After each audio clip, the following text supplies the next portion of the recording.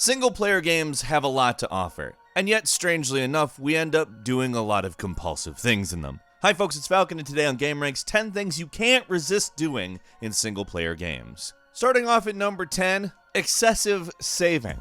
Now, I'm sure you know exactly what I'm talking about here. You save the game, you immediately forget you saved the game, and you're like, did I save the game? I'll just save it. I'll just save it. Save it again. And you know what? I'm going to save it like 3 or 4 times. It doesn't matter. Can't be too careful. They introduced autosave as a standard feature in most games like a decade ago, and you're still like, did I save? Did I? I don't know. If my power goes out, I don't want to lose this save. This is a lot of work. I'm invested in this. Save, save, save. Have I saved it enough? I'm gonna save it again. Saving it again. Okay, now I can play the game again. Oh, I picked up a new item. Gonna need to save. Save.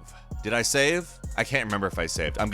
Moving on to number 9. Repeatedly trying to jump into places, onto places, or at places that you can't really go. I'll just go ahead and use probably the best example. When you're trying to jump through the invisible wall at the end of the map. You're like, I'm gonna do this. I don't care that I can't. I don't care that I'm not going to do this. I'm going to do this. Not gonna stop, but I can't. I know I can at this point. And then there's also the unreachably high things that you're just like, maybe if I just jump like from this angle, or like maybe from like this item, if I can get on top of this. Oh, I can't jump on that. Maybe I can jump on that though. If I try harder, I'm gonna keep jumping, and then I'll use this thing that I can't jump on, that I'm trying to jump on, to jump onto the other thing that I can't jump on. Obviously the logic's pretty bad, but like, you'll find people doing this a lot. I like completely understand what I'm saying here and am criticizing it, but I myself do this all the time. And to be fair, at some points I've found things that I'm not supposed to find in doing this.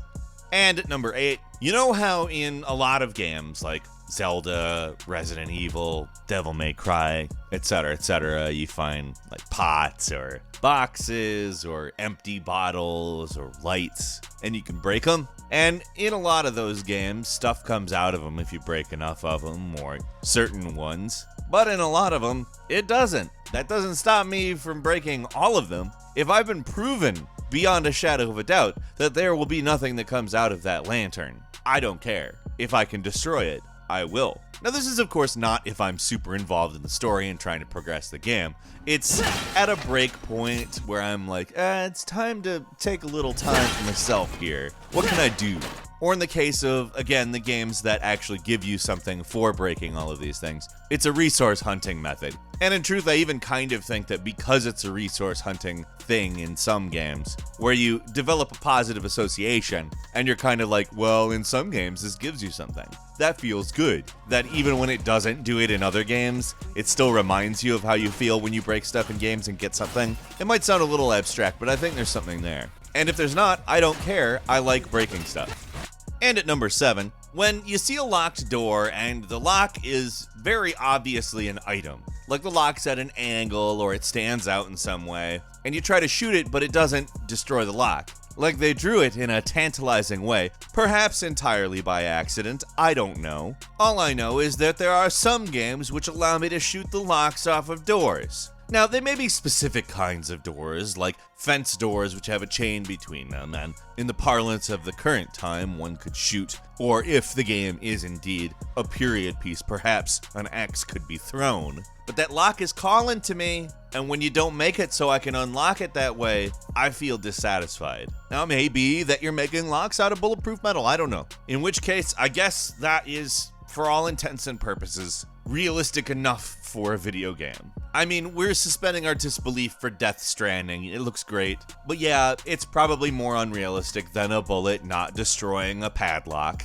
Still, guys, I'm trying. Why not make it more interactive, more immersive? And moving on to number 6. We all know non-skippable dialogue. We figure out if dialogue is skippable as soon as we've finished reading the first line, despite the fact they haven't finished saying the first line. That is the precise moment I begin smashing the button, and I do not stop until there are no more words. Now, of course, I don't do this with every game. Some games have just amazing dialogue that I love listening to. I love reading. I love knowing what those characters are saying. But a lot of games have really clunky dialogue. Some of this is due to localization that doesn't want to make a lot of judgment calls. Some of it is due to wooden writing. But if it ain't the best dialogue out there, that's what I'm doing. Just pressing the button. Okay, I get it. Got the gist, we're good. Can't skip it? Okay, fine. Still pressing the button. Just like with a lot of the other repetitive motions too, I don't know why. It feels right. Sometimes the game really wants you to get through a certain amount of it before it lets you press a button, and every millisecond is important, but sometimes it's just pressing the button until it's done doing its thing. And at number 5, hey, you know how bunny hopping often doesn't actually do anything mechanically speaking? Well, that doesn't stop me from doing it in every game. Maybe it does help. It could help. I'm thinking about it. Why wouldn't it help? Well, I mean, if the developers chose not to make it help, then of course it wouldn't help. But it could help. Might be a good idea to bunny hop. I'm gonna bunny hop. I go through these thoughts very quickly, and then just begin doing it. Doesn't matter what game. In a lot of cases, it's not even a game I should expect it. I'm doing that crap in, like, action RPGs. Any possible way to make your character a little bit faster. There's no such thing as a character in a single-player game that goes fast enough. There, I said it.